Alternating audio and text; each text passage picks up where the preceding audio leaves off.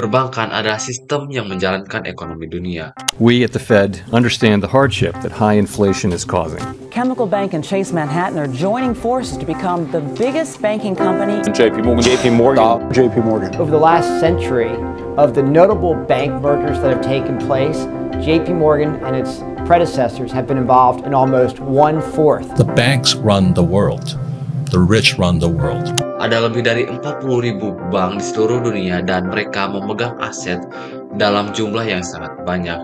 10 bank terbesar di dunia saja memiliki aset lebih dari 30 triliun US dollar. Hari ini, perbankan mungkin terlihat begitu rumit, tapi sebenarnya ide awalnya untuk membuat hidup menjadi lebih sederhana. Bagaimana bank menjadi hal yang esensial bagi kehidupan? Mari kita bahas di Piduiten.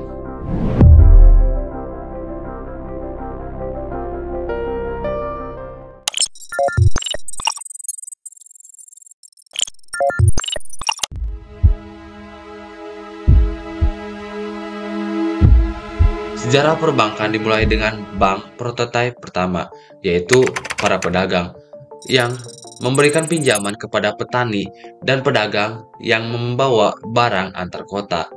Ini terjadi sekitar 2000 sebelum Masehi di Asyur, Sumeria, dan India. Sejalan dengan lahirnya mata uang, yaitu uang komoditas yang mayoritas berupa emas dan perak, orang-orang kaya membutuhkan tempat yang aman untuk menyimpan uang mereka. Kekaisaran kuno juga membutuhkan sistem keuangan fungsional untuk memfasilitasi perdagangan, mendistribusi kekayaan, dan mengumpulkan pajak. Bank menjadi peran utama dalam hal itu. Emas dan perak perlu disimpan di tempat yang aman, dan rumah-rumah kuno gak punya berangkas baja. Orang-orang kaya di Roma menyimpan emas dan perak mereka di ruang bawah tanah di bawah kuil. Mereka diberi rasa aman dengan kehadiran pendeta dan pegawai pura yang dianggap saleh dan jujur, juga dengan pengawal bersenjata. Menurut Ensiklopedia Sejarah Dunia, Julius Caesar dalam salah satu dekrit yang mengubah hukum Romawi setelah pengambil alihannya, memprakarsai praktik yang memungkinkan para bankir untuk menyita tanah sebagai pengganti pembayaran pinjaman. Kekaisaran Romawi akhirnya runtuh, namun lembaga-lembaga perbankan tetap hidup dalam bentuk bankir kepausan yang muncul di era Romawi Suci. Para rentenir sering bersaing dengan gereja dan sering dikecam karena riba.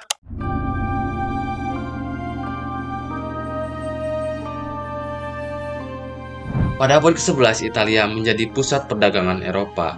Disinilah para pedagang dari seluruh Eropa dan sekitarnya datang untuk saling berdagang. Namun mereka menyadari bahwa ada satu hal yang menjadi penghambat mereka, yaitu terlalu banyak mata uang. Contohnya di Pisa, para pedagang harus berhadapan dengan 7 jenis koin dan mereka harus menukarkannya secara terus-menerus. Para pedagang menukarkan mata uang tersebut kepada penukar mata uang. Bisnis penukaran mata uang ini biasanya dilakukan di bangku taman. Dan disinilah kata bank muncul, dari kata banco, bahasa Italia untuk bangku. Saat itu, banyak orang Yahudi melarikan diri dari penganiayaan menuju Italia. Lalu mereka menuju aula besar perdagangan Lombardi bersama pedagang-pedagang lokal untuk berdagang. Mereka melihat keuntungan besar atas warga setempat, yaitu orang Kristen dilarang keras untuk riba. Sementara orang Yahudi, karena mereka tidak tunduk pada gereja, mereka bisa memberikan pinjaman berisiko tinggi kepada para petani. Merchant banking berkembang dari pembiayaan perdagangan dan pertanian, kemudian memegang dana orang lain yang disimpan. Ketika seorang pedagang penukaran koin kehabisan atau kehilangan koin mereka biasanya akan memecah bangku mereka menjadi 2. Maka muncullah istilah bangkrut yang berasal dari kata bancarota yang artinya bangku rusak. Pada abad ke-13, orang-orang Kristen Italia, khususnya yang di Lombard, menemukan celah untuk menghindari larangan riba Kristen, sehingga bisnis perbankan semakin meluas, yang membuat munculnya keluarga-keluarga perbankan. Salah satu yang paling terkenalnya adalah Peruggi dan Medici. Bank tertua di dunia yang masih beroperasi hingga kini yaitu Banca Monte dei Paschi di Siena, yang berdiri sejak 1472 juga ada di Italia. Jaringan perbankan menyebar ke seluruh Eropa. Mereka memberikan pinjaman bahkan ke gereja dan raja-raja Eropa.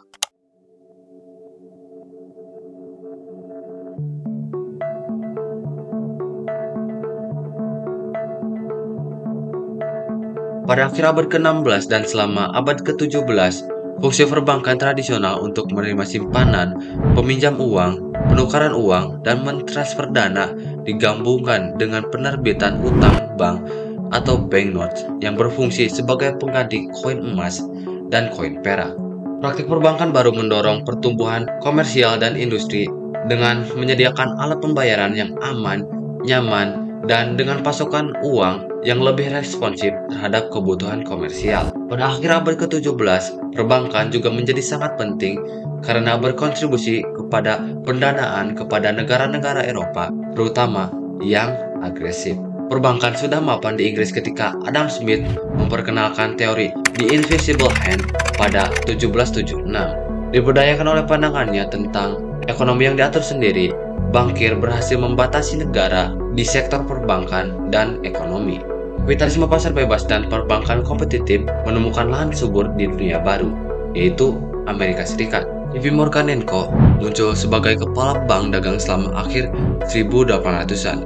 Itu terhubung langsung ke London dan memiliki pengaruh politik yang cukup besar di Amerika Serikat. Morgan & Co. menciptakan US Steel, AT&T, dan International Harvester, serta hampir memonopoli di industri perkereta-apian dan perkapalan. Runtuhnya beberapa saham memicu kepanikan bank pada tahun 1907 dengan larinya bank dan aksi jual saham yang menyebabkan saham secara umum anjlok.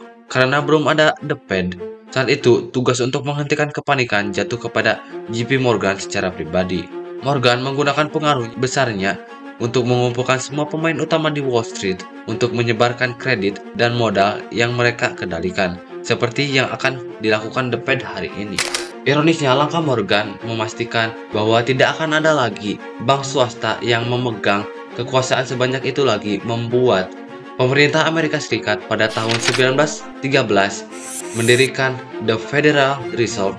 Bahkan dengan pembentukan The Fed, kekuatan finansial dan politik yang besar tetap terkonsentrasi di Wall Street. Ketika Perang Dunia Pertama pecah, Amerika Serikat menjadi pemberi pinjaman global, dan setelah perang selesai, dia telah menggantikan London sebagai pusat keuangan dunia. Selama periode pasca Perang Dunia Kedua dan dengan diperkenalkannya Bretton Woods System, dua organisasi diciptakan, IMF dan World Bank. Didorong oleh lembaga-lembaga ini, bank-bank komersial mulai memberikan pinjaman kepada negara-negara berkembang. Ini pada saat yang sama ketika inflasi mulai meningkat di negara-negara barat. Standar emas akhirnya ditinggalkan pada tahun 1971, dan sejumlah bank terjebak dan menjadi bangkrut karena utang negara-negara berkembang. That an inventor from Scotland named John Shepherd Barron had an ingenious idea while taking a bath. Vending machines for candy existed, so why not for cash? These first ATMs, or automated money dispensing machines, used paper vouchers with radioactive ink to withdraw cash in place of credit or debit cards. Pada tahun 1967, mesin ATM pertama ditemukan, dan bank mulai menjadi investor besar dalam teknologi komputer untuk mengotomatisasi sebagian besar pemrosesan manual. Lalu, bagaimana dengan hari ini?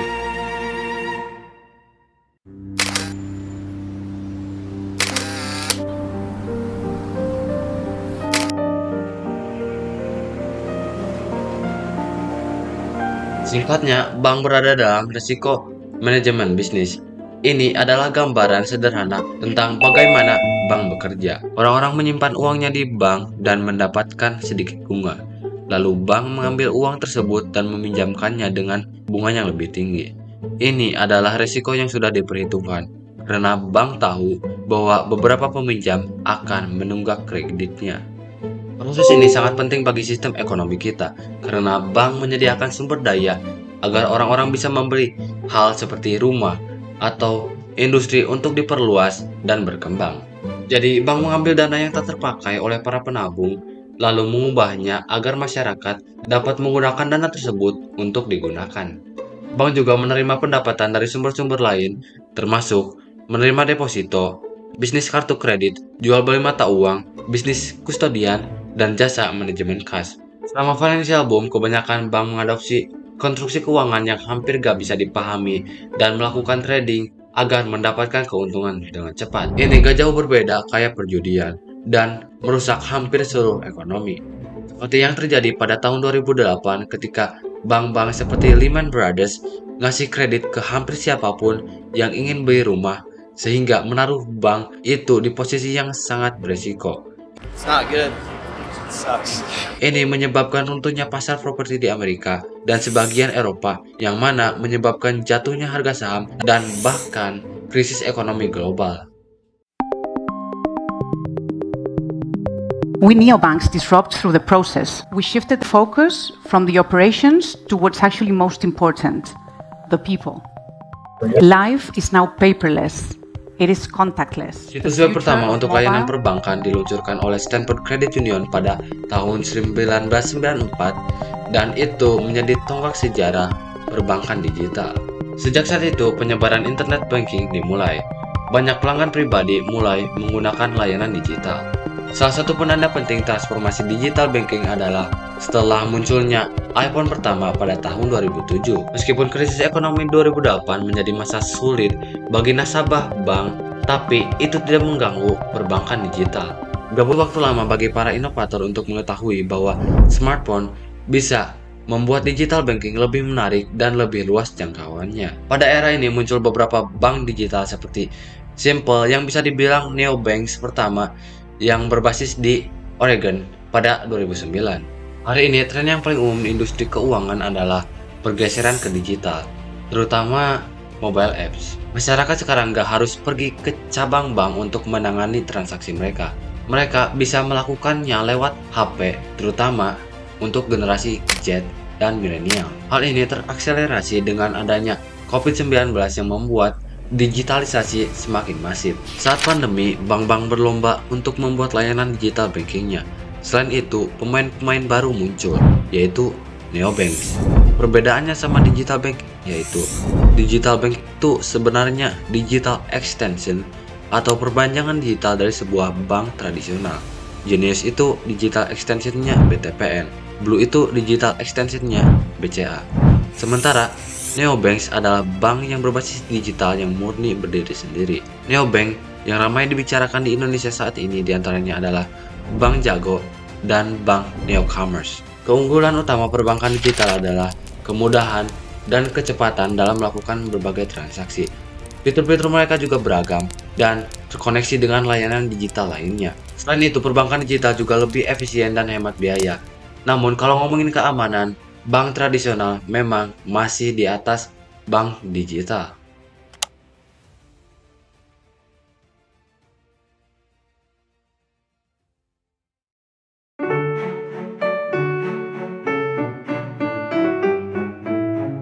Bank telah datang jauh dari kuil-kuil kuno untuk penyimpanan emas, tetapi praktik bisnis dasar mereka gak banyak berubah. Meskipun sejarah mengubah poin-poin bisnis mereka, tujuan bank tetaplah sama, yaitu memberikan pinjaman untuk melindungi dana para deposan. Bahkan saat ini di mana bank mulai mengurangi lokasi fisik mereka dan mulai menjadi bank digital, bank masih ada untuk menjalankan fungsi mendasar ini. Kini, bank bisa melayani hampir segala kebutuhan layanan keuangan kita. Dari tempat untuk menyimpan uang hingga membayar listrik bisa kita lakukan hanya lewat jari kita. Jadi, bank memiliki peranan krusial bagi kehidupan kita. Mereka lah yang mendanai orang-orang dan bisnis-bisnis sehingga terciptalah dunia seperti saat ini. Banks run the world. Aku Umar Ridwan. Matur nuwun.